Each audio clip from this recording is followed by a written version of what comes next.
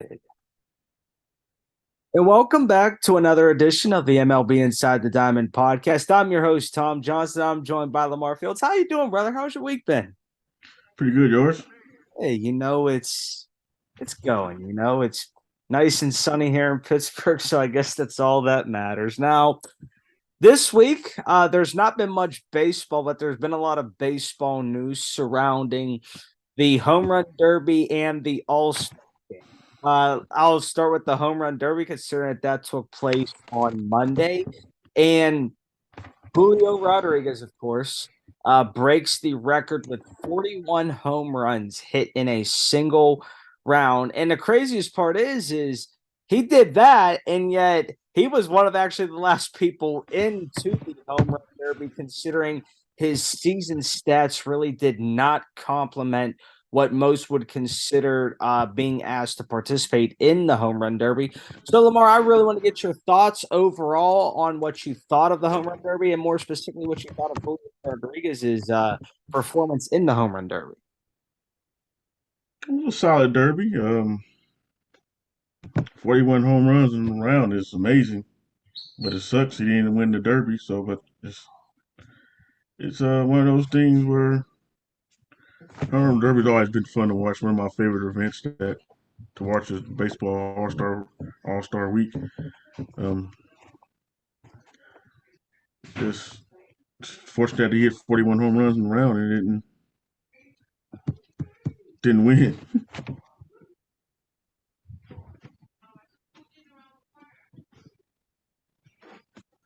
Yeah, that's true. I mean, I think that, in some ways, just seeing 41 home runs hit. I mean, I'm even trying to like look at his stats right now, and it's just I can't even find like the home how much like home runs he's well, I'm going on MLB.com site right now, but I mean, okay, for him to even have just 13 home runs in the regular season right now, and for him to have hit 41 home runs, something has to really tell me why hasn't he hit more home runs to date? I mean, and maybe there's a bit of a thinking monologue here where it's like, okay, well, he was playing in front of his fans. He really wanted to give his fans a show. But I mean, for you to like have 41 home runs in a round, but only have 13 home runs like to date, I don't get that. Maybe it's he had the added extra juice, not steroid wise, but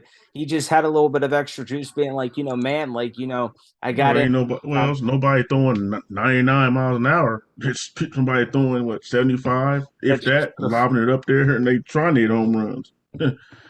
yeah, but I mean, It's different. overall, I mean, it's hard to, but that was a performance. I mean, that really it stinks that hit 41 home runs in a round and then not actually win it. I mean, you would think that that would honestly be able to have enough, but I mean, I guess he was just so much more worried about knocking Pete Alonso out that he just didn't think about anything else surpassing that, which is fine by me. I mean, You start getting tired too. I mean, you do. I mean, you, you've seen it with Vladdy Jr. yeah, You know how yeah. You he was swinging max. You swinging max effort every time. So exactly. And that's yeah, what I think is one of the things that's the downfall of it, is that's why guys start to go on to, a downturn in the second half of the season is because you're putting so much effort into hitting home runs, and you're asked to do so much in so little time that at the end of the day it's like that takes a lot of energy out of you, like Vladdy Jr. was saying, he's getting tired, it's just that those events are never easy. That's why I see that a lot of guys just decline to do it because they know how much energy it takes, because you're hitting downstairs in the cage and all of a sudden then you got to go upstairs and, do it in front of a sold out arena and the whole 9 yards. But I mean, it's a lot to ask for. yeah, because you changing your swing too for the home run derby. And not only that, but then whenever you get those condensed, timed, like those extra minute or 30 seconds, like, there's a lot more pressure than going just the 2 or the 3 minutes because, in the 2 to 3 minute time frame, you're a little bit relaxed because you got time. But then whenever you start getting that just that 30 seconds or even that extra minute, like that adds a little bit of pressure on you because okay, it's extra allotted time, but like this is like, do or die right here. And so I mean it's tough, but congrats to Vladdy Jr. I do know that he and his father, Vladdy Sr., the first father-son combo to win a home run derby. So that really speaks volume to the genetics in that family as far as power and home run wise. Overall, it was kind of disappointing with Pete Alonso's performance, but then for those people that didn't know, his original batting pitcher kind of backed out or like just couldn't do it like a couple hours prior. So, I mean, it's always tough to readjust to that circumstance, but it's all about how we go about doing certain things. But what are your thoughts on Vladdy Jr. winning? And do you see him actually slowing down home run wise going into the second half? Good for him winning first father son. That's a good accomplishment. I don't see him slowing down, man. This guy he's an outstanding player, good power, strong guy. I don't see him slowing down. As long as he put in the work, he should be fine. Mm-hmm. Yeah, he's only 24 years young, so that speaks a lot. I mean, okay, let's put it this way. I knocked on Julio for only having like 13 home runs, but here's Vladdy Jr. only having like 14 himself. So, I guess it goes a little in and of itself, but at the end of the day, Well, congrats. these guys, like I said, these guys get pitched to different during the season. Exactly. They're not throwing balls right down the middle for them to hit out all the time. So Oh no, that's true. yeah, I mean, you see some of these guys, they're trying to throw more breaking balls so that they can get that leverage of that swing and they're throwing it in the sweet spot because But I mean, now let's put it this way. Now that you bring that to me, do you think that there's a little bit of pressure on the pitcher itself too? Because like they can only hit home runs based off of where you pitch it and how good you. yeah, yeah. They try to ask the hitter where they like the ball at, and that's where they gotta try to hit it, throw it at every time. So it's tough. Definitely. I know that in my sake, I probably would just be the guy that just throws the curve balls in and out, just like throw the breaking balls, because I'm just like, you know what? Hey, I mean, it's gonna curve, it's gonna break, it's gonna do something, but it's gonna get nice into that sweet spot. Now on to the All-Star game itself. This is the most shocking stat that I really kind of knew, but realistically wasn't paying much attention to because I forgot when the last time the National League actually won, and that was in 2012. Um, First off, what are your thoughts on the All-Star game itself? And second off, is it's about time the National League breaks that cycle. I thought it was good.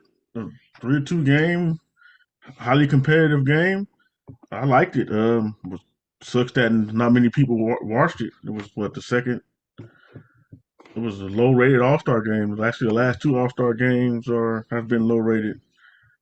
I don't know. I had to watch it, uh, record it because we had football practice at night. But I watched it in like two nights. Watched it half one night and half the other night. But I thought it was a pretty interesting game. Sucks that nobody really watched it, but I thought it was a very competitive game. I always liked the baseball All Star game. Yeah, it's reaching on that record low. This season's Midsummer Classic averaged a record low 3.9 rating and 7.1 million viewers, down 7% from last year's record lows of 4.21 and 7.5 million. which is which is interesting because the baseball viewership is up in the whole this year. So that's kind of It's hard to say. I mean, I whenever mean you it have could the be. Midsummer Classic, there's guys that they don't go as hard because it's like they're honored to be there, but like they don't want to put themselves in a position where like it's dire. I mean they play harder than any other All Star game than the NBA and the NFL. So Yeah, the Pro Bowl is a The Pro Bowl was horrible. That's why they went to flag football on it. I don't know. Maybe it's hard to say. I mean, I got to watch bits and pieces of the All Star game, and it wasn't too shabby. I mean, but I would say 7 million viewers is far better than say just a million viewers or thereabout. Yeah. It's hard to say. I mean, I don't know what many other people would find very entertaining on a Tuesday night. But hey, I mean, it probably could all. Well, no, I would say I had to deal with it being in Seattle, but then I realized that it started at 7 o'clock here, so it really just played for them. It's an Earth race at 4 p.m. So, it's I don't know. I don't know. Maybe it's the fact that it was really a highly competitive game. I mean, I seen highlights of it. Congratulations to the National League for finally breaking an odds-on end curse. I guess with guys like I guess Clayton Kershaw and Aaron Judge not being there, I mean, it kind of maybe dissatisfied a little. But Yeah. sometimes got to give those guys some rest. I mean, at the end of the day they were already going through a grueling season as it is, and add on top of it what they were doing, it it is what it is. I mean, it's the All-Star game. Some people just look at it as it's great. It's the Midsummer Classic. I'd play hard just because you earned the right to be there. I mean, it's I get why some guys don't, but at least show the fans the appreciation that you were glad that they voted you in. You were honored to be there and play hard. I mean, I would go a little bit harder just to show the fans that I was appreciative of everything in the whole 9 yards. But it is what it is now. I mean, now that it's behind us, now, with the first half in the rear view mirror, here's my question. Here's one of my questions to you, Lamar. And I know that this kind of sounds cliche, but what team has surprised you where they're at, but you didn't expect them to be there? Oh, team. And vice versa. So yeah, so team that you didn't expect them to be where they're at, but they're there. I would go with the Reds or the Diamondbacks. I expect the Diamondbacks to be in condition. Well, the Dodgers caught them, but I expect them to be in contention for the NL West this year with a young team, but their pitching staff, they're kind of struggling of late, but they're still up there in the contention. And also the Reds, I expect the Reds to be one game out of first right now. They've been struggling lately too, but they in contention to play. Disappointing team, I would say there's a lot of disappointing teams out there, man. I go with the Cardinals, the man, the Padres, all that money they spent in the Mets, so all that money they spent together and nowhere near the playoffs. If I had to give one team that I'm surprised where they're at that I didn't really expect them, I'm gonna just flat out say it's the Reds. I mean, Yeah. I did not expect all their rookie call ups to really, do what they're doing. Ellie De La Cruz leading the charge really there. But I also think with that comes some drawback because they're starting to learn the major league grind. They're starting to learn, what the big leagues are like. And I mean, hey, they could have gotten a little sweet spot, and it's going to be interesting to see what happens in the second half of this season for sure. But if I could, now this has to be a tie just based off of what the teams have in pitching and in offense. But two teams that I'm surprised where they are that I expected better of would be the Padres and the Mets. And the reason being is because, I was watching the game on Friday or no, it had to be last night. And they were just showing a graphic of how Verlander and Scherzer, what their stats were. But more importantly, whenever you look at that big contract Francisco Lindor has, you have to feel bad for Lindor because I'm a firm believer that this really shows that there's no I in team Hmm. because Lindor's having a great season, but nobody around him's picking up the slack. And that just goes to show that it takes all nine guys out there to produce. And, as much slack as Mets fans want to give, and, everybody wants to say, oh, Lindor's not living up to expectations.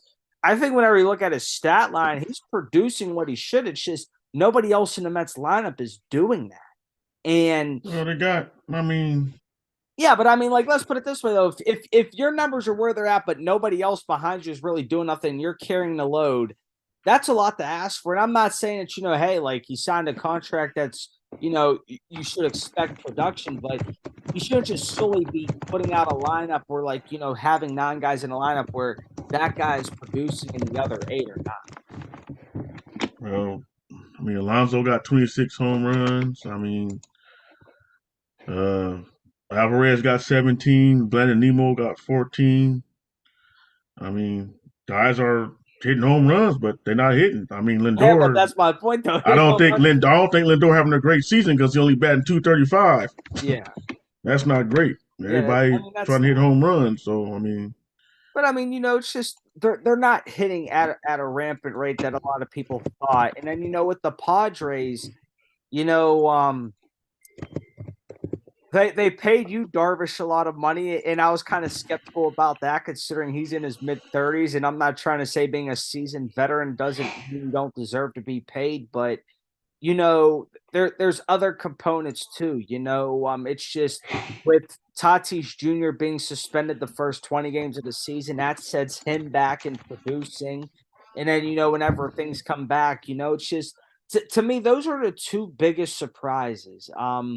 But I have faith. I have faith that things can be turned around. A lot of Mets fans, they're kind of like losing faith. And allow me to pull up the standings here and just say I something. think the Mets are. I think the. I'm going to let them say it. I think the Mets are done. Let's put it this way. When Okay, well, they're when you night. when you come out the All Star break, you got to come out the All Star break firing. They didn't lost 4 in a row. Yeah, It ain't happening this year. I mean, they're towards the bottom. They start the bottom middle half of hitting and the bottom middle half of pitching. Unless Scherzer and Verlander turn back the clock, then they could be into something. But you never know I what just could don't. happen, though. I mean, this is baseball. I mean, to me, the way Yeah, I've but seen it no, in you the got to past, start winning. yeah, When you do. you got to turn around the second half. They lost 4 games in a row, and other teams above them are winning.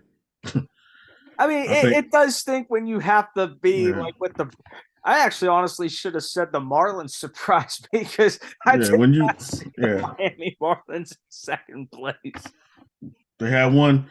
They had won 6 in a row, then they lost 4 in a row. You can't do that. You got to level it off. When you win, you got to win 6 in a row.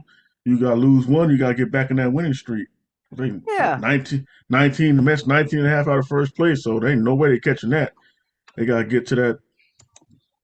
yeah. They, But see, here's the thing, though. Okay, look at the Braves, for example, 61-30. yeah, Remember last year how the Yankees had that enormous yeah, winning streak, and then all of a sudden, just out of nowhere, they started cooling off, and then everybody was calling for Aaron Boone's head. But then they still made the playoffs.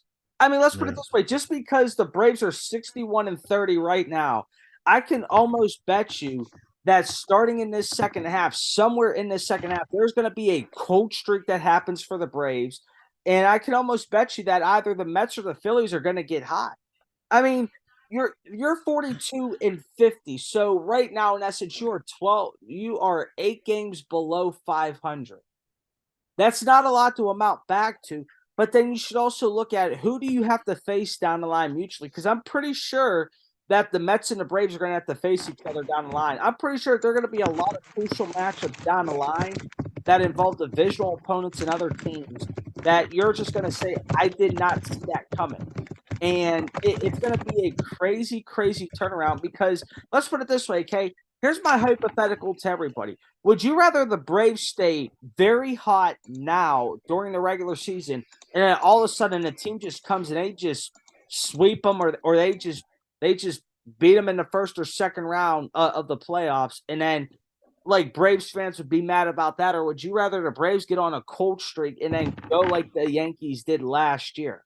Because that's exactly what the Yankees did last year. They went on a cold streak. Everybody was calling for Aaron Boone's head to be fired, but then what happened? They like if I remember correctly, and you can correct me if I'm wrong, but they went to the ALCS. Yeah, I think so. So it's like, but here's my point is they went to the ALCS, but they suffered that long losing streak, and everybody wanted to call for Aaron Boone to be fired. Which would you rather have? Pick your poison.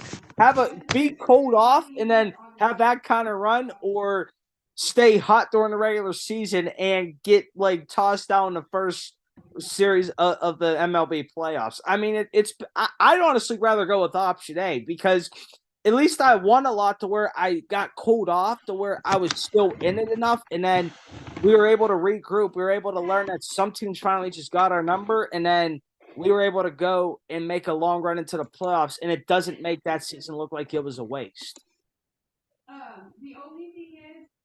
I mean, that's just me. I mean, because to me, I'm a firm believer the season isn't over. The season's just getting started.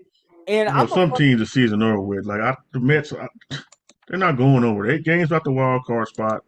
They're not showing signs of life. I think it's over for them. I mean, we could think it's I mean, over you got until it actually is over. it's over. But that season's over with for them, man. It's over for the Mets. What have they shown? Besides, they won 6 games in a row. Then they lost, turn around, lose 4 games in a row. I mean, And they got too many teams. If it was one or two, if it was one or two teams in front of them, yeah, it's like 4 or 5 teams in front of them. So you need to win. Then you need 4 or 5 teams to go on a losing streak all at once. I mean, it can be done, but I just don't see it. the key word though is it can be. Yeah, They they're gotta done. I mean, believe. like the Braves ain't going on no massive losing streak. They got a good team out there. They got a good manager, got a good team. They'll lose a couple games and they get back to winning. I mean, The NL East is a tough I division. mean, they shouldn't be trying to catch. It ain't the Braves who they need to worry about. It's the Giants, uh, and other teams that they in front of the Braves. The Braves, the Mets ain't catching no Braves. 19 games, ain't no way to catch the Braves. The Braves can lose 10 games in a row, and still the Mets still wouldn't be nowhere near them. It's But true. but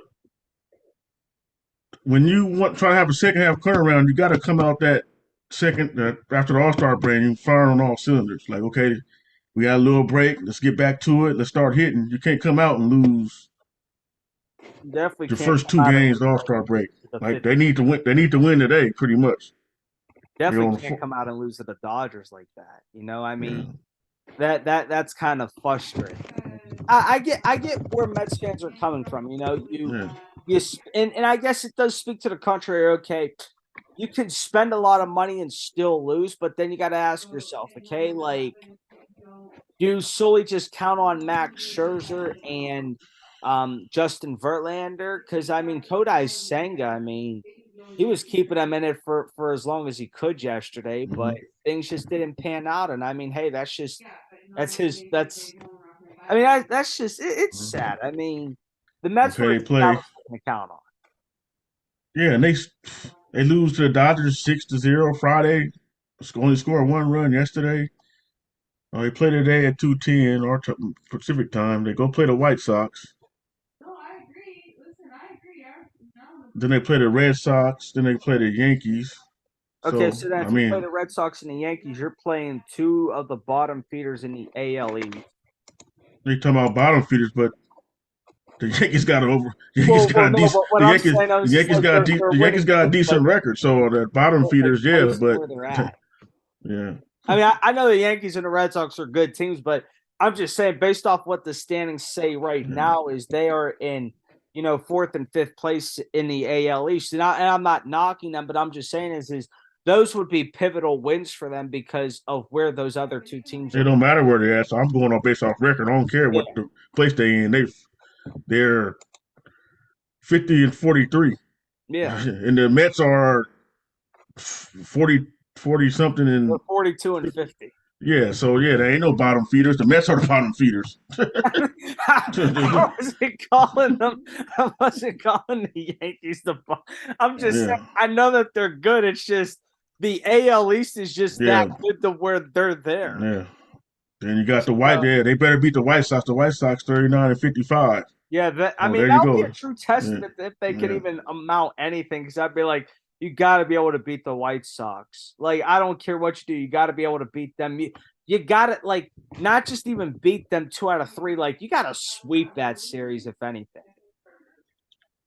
Yeah, you gotta go. They gotta go on like a 10 game winning streak, then look up and see where they're at. If they can do that, then it can be done. But I mean, let's put it this way: do you see the Marlins sustaining any momentum, or do you see maybe them falling off a bit? uh, I just see him playing about even. Probably, I mean, probably slip some, but ain't nobody expecting to be here. They got a young team, so just play even ball. I mean, they be in the running for that. They be in the running for that. They 10 games behind the Marlins. No, it's crazy though. Yeah, If yeah, anything, here's who I say makes a surprise run.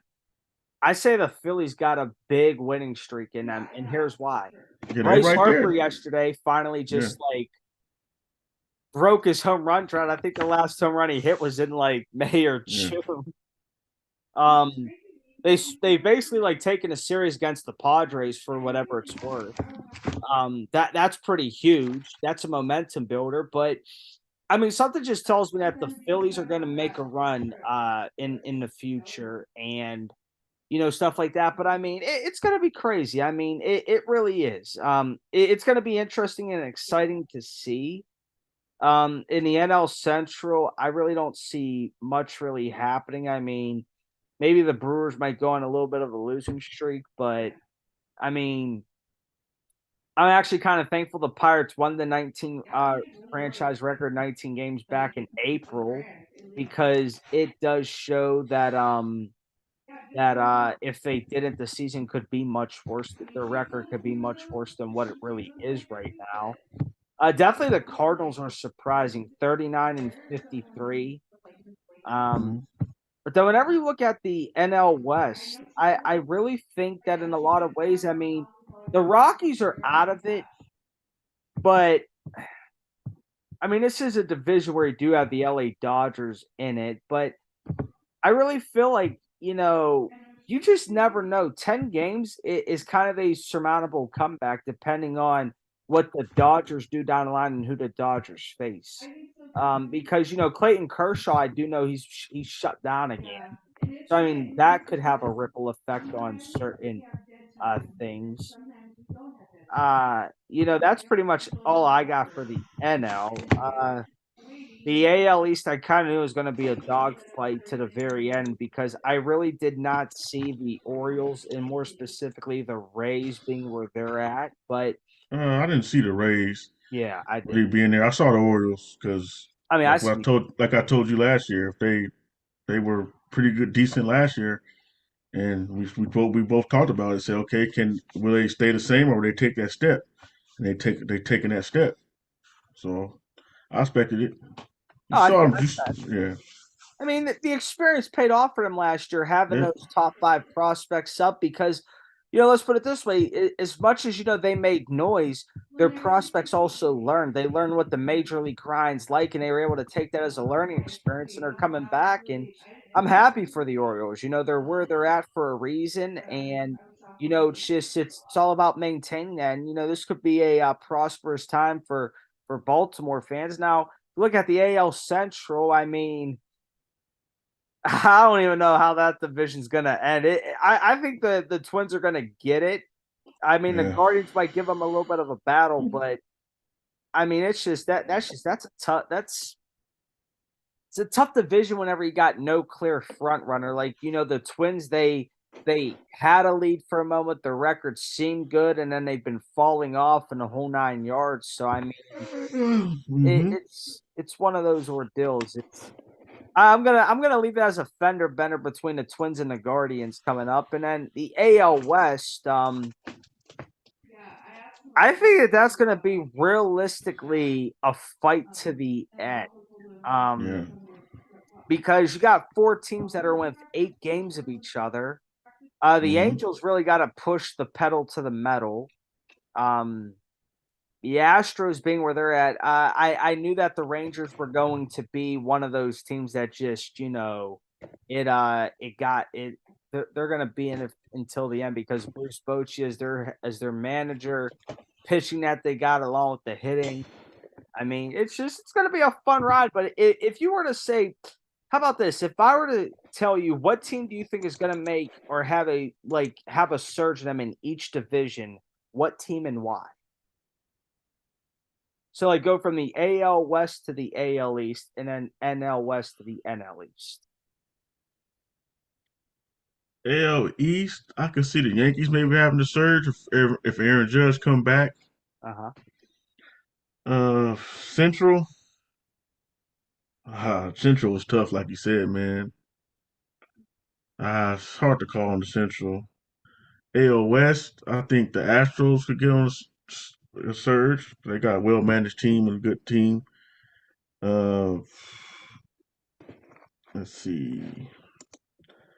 National League East, the Phillies, I would say, it's because they got a solid team and they starting to play better as of late. The Central, mm, Central, I don't know. It's tough. I think the teams. I think the Reds already had a big run. Now they kind of evening out playing 500 ball, which is good as well. I think the Brewers could start going on a run. You know, they got Burns. I don't know, Burns the ace. The Reds don't starting pitching is kind of worries me. They could find a way to add a starting pitcher, a couple starting pitchers to sit the flit out of rotation. I can see them going on a run. And in the NLS, I think you're starting to see it. The Dodgers, Hmm. two Interesting. game lead. All of a sudden, remember after the first half of the season, what's going on with the Dodgers? What's going on with the Dodgers? Now they a 2 game lead and 7-10 in their last 10 games, and on the verge of sweeping the Mets. Mhm. Starting to see them peak at the right time.